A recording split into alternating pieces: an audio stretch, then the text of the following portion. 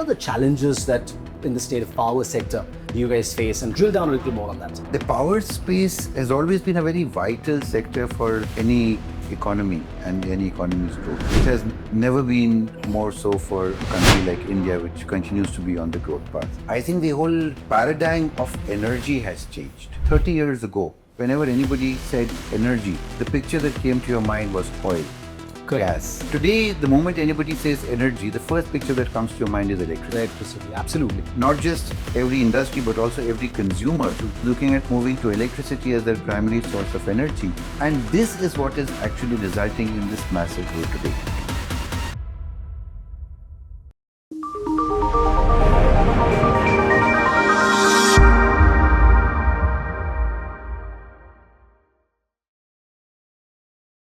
We just released and launched Nivesh 3.0. We just talked about approvals and at various levels, and of course clearances, which are very important. Time, of course, is money now as well. It always was. I'm sure you've not interacted now with Nivesh Mitra 3.0. Let's talk about Nivesh Mitra 2.0 for that matter. How's your experience been when it comes to, you don't have to visit offices now, running from pillar to post? How's that experience as an industry been?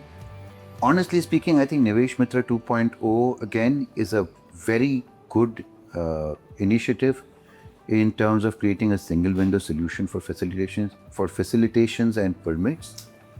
Though honestly speaking, I haven't seen it working as efficiently as it should, and perhaps that's also what's led to the further revamp in terms of Nivesh Mitra 3.0. My experience has been that the need to follow up with individual departments has still not gone away. Though, of course, if they see that there is an MOU that has been signed with the investor, with the Global Investor Summit, etc., that perhaps accelerates it a bit. The positive thing, though, that I would like to definitely mention is that the district magistrates, the collectors of various districts, who are effectively CEOs for any particular district in our governance architecture, I can see them being a lot more sensitive towards these issues, and they're a lot more open towards addressing these issues if you go to them with a problem, and they're very happy to step in and get the same facilitated. One of the reasons why the Honorable Chief Minister has given targets to authorities, officers, and there is relative time beyond, they're time bound as well for that matter. So Absolutely. they have to respond back at that time, and the Honorable Chief Minister himself monitors this, to be honest. Absolutely. Let's talk about that for a bit. I'm sure you've stayed long enough to have an idea about how time was before 2017, how time is now. What I mean to say is not in the political terms, but in the state of, let's say, but talk about ease of doing business, or let's talk about even the volatility which goes on. There were times when people had called the investors, the industrialists, and made demands for no reason. Out of nowhere. How's that changed? How's that volatility changed now after 2017? No, I think there's a very positive sign. The whole reason why we are setting up another facility in Lucknow, it pained us when we had to step out of UP to invest in another state when we last did an expansion about 15 years ago. This time, when the thought process was of doing yet another expansion and setting up another greenfield facility, couple of things made it obvious for us to do this in and around Lucknow, or perhaps in UP. Number one, I think there is a massive transformation as far as law and order is concerned. Safety, security, I think those are the things that any investor wants at the very outset, and those are completely non-negotiable. I think that's been a huge transformation. Secondly, I think what you're alluding to is rent seeking. And honestly speaking, I think there's been a tremendous improvement there as well. And I think that has changed for the better. Third, when we talk about, general, the harassment that a businessman used to undergo in the past, I don't see that happening now. And I think it is because of all of these reasons that we decided that when we want to do an expansion, we'll do it in Lucknow. And let me mention to you, this facility, when it comes up, we are actually planning on this being the flagship facility from where we will service not just demands in India, but also for our overseas customers. Wow. This is where we plan to manufacture the largest sizes of power transformers that are used in India, weighing up to about 300 metric tons. We are planning on this being an absolutely state-of-the-art facility where we would get not just domestic customers but also customers from overseas. And we're putting in pretty significant investment of almost 500 crores in doing that. If we did not have confidence in the state, we wouldn't have done this. True. Any quick message for the investors outside of India? I mean, if let's say, for instance, an ecosystem that you would have to create, any quick message? Why would they come to UP? What's in it for them? I mean, of course, there's a fantastic, fantabulous FDI policy wherein we serve, up to 80% of upfront land subsidy, which kind of reduces your capex to a drastic change. But what in your particular integration, wherein your ecosystem would be, what's that quick message for? Let me just talk about my sector because I don't know enough about other sectors. One, there's a massive market that's waiting to be tapped. Two, this is a sector where manpower is critical. Yes. And because it's heavy machinery, it's largely labor oriented, it's extremely labor intensive. And I think that's another sector where UP wins over any other state. And will probably do so provided we're able to create the right conditions for good trained manpower to be able to come back to the roots, as I was mentioning earlier. See, we are a state which is probably coming up with the best infrastructure across the country. Expressways are one example. We probably have the largest network of expressways anywhere in the country. I think with these three things, law and order, market and infrastructure, honestly speaking, I think capital subsidies are, they can probably be the cherry on the icing, but they can't be the primary reason for any company to invest. I think these have to be the primary reason where somebody is able to visualize his industry flourishing, not just for 5 years, 10 years, but 20 years, 30 years, 40 years after you've set it up.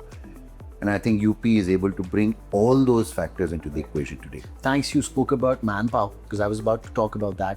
We've just gotten the Global Capability Centers policy as well, which is, of course, there's a plethora of policies, but this one is like one of the most enriched, one of the most, sought after policies, and wherein we're attracting more and more of the manpower. Of course, 25 crores in number that we are as a state gives us an opportunity because the working class, of course, is 35 and younger population. How about the skilled manpower in your, how do you hire them? Is there a problem in hiring them? Of course, is there a dedicated talent pool that you get here? How's basic hiring across? And of course, labor will be there, of course, but I'm talking about skilled manpower in that perspective. So in our sector, that is a challenge today in UP. Also because of the fact that we are working at 220 kV, 400 kV voltage levels. And unfortunately, there are no industries who are working on similar products or similar platforms in the state. Right. So it is a bit of a challenge for hiring skilled manpower because there are very few people with that level of qualification or training who are already present here. However, again, like I said earlier, our whole idea has been that because we've been a net exporter of manpower to the rest of the country. In fact, our hiring strategy also is dependent on the fact. So today, for example, we've just launched what we are calling a Ghar Wapsi campaign. Oh, wow. We've just launched this campaign internally in our own company. We're also circulating it widely on social media, etc. Where we're saying that if you belong to UP, if you've got your roots here, if you've got your family here, if you've got, your grandparents here, or maybe because anybody who's left here, they've still got some linkages here. Come back, because it's a great place for you to work in. And I honestly believe the reason why we've had people leaving is because we were not able, as a state, we were not able to give people good quality people. We were not able to give them opportunities for growth that we were able to give them elsewhere. I think as we gradually create those opportunities, there is no reason why somebody who likes to eat arer ki dal chawal for lunch every day, why he would be happier, eating something else. He would much rather come back because that's what he's grown up eating.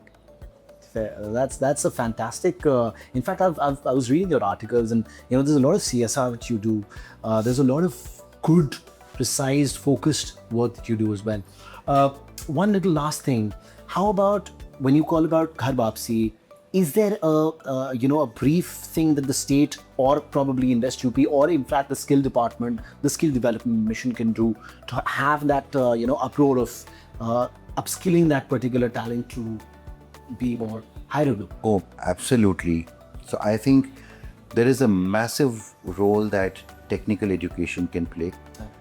I just spoke about this as a sunrise sector for India, where power transformers itself is expected to be an $8 billion market by 2030. And there is no reason why there can't be more such companies in UP, not just working on transformers, but the entire value chain on power and electrification, where you essentially require those 3 or 4, critical skills.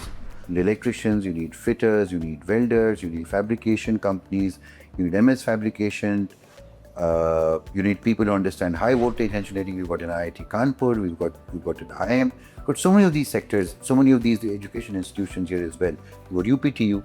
So I think I honestly believe that in addition to all the focus sectors that we have, we're looking at attracting investment, electrical equipment must be identified as a priority sector for the state of UP, because this is one sector, particularly in heavy engineering, that can provide the maximum amount of employment generation, which is so critical for us. Right. Not to take away from any other sector, but if you look at electronics, if you look at automotive, these are great sectors to be in.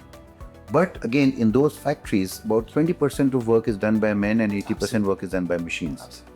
On the other hand, in our sector, it's the other way around, where 80% of the work is done by men and 20% of the work is done by machines. And therefore, when we talk about the opportunities for employment generation, there is really nothing that can beat labor-intensive electrical engineering. So one, I honestly believe that the state should make this as a focus sector for industrialization.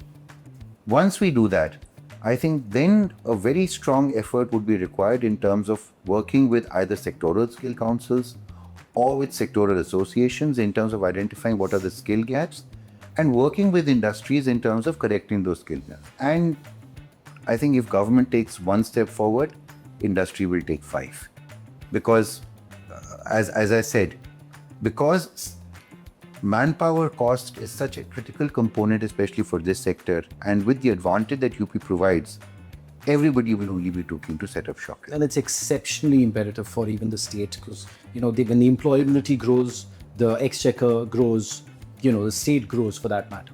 Well, on that note, thank you, Vinamra sir, for such आपने, मैं अगर हिंदी में कहूँ तो आपने बहुत बेबाकी से अपनी बातें कही, and we're really thrilled to have you over. Thank you so much for giving us your views. We discussed about infrastructure, we discussed about expressways, we discussed about skill, manpower, employability, and of course your sector as well, how power is important. We're also certain about that there are more data centers coming in, which would require more power, which would require more transformers to be installed. We give you good luck, we give you great wishes, and thank you so much for coming up. Thank you so much for giving us this podcast. And thank you so much once again, an absolute pleasure. Thank you so much. Thank you.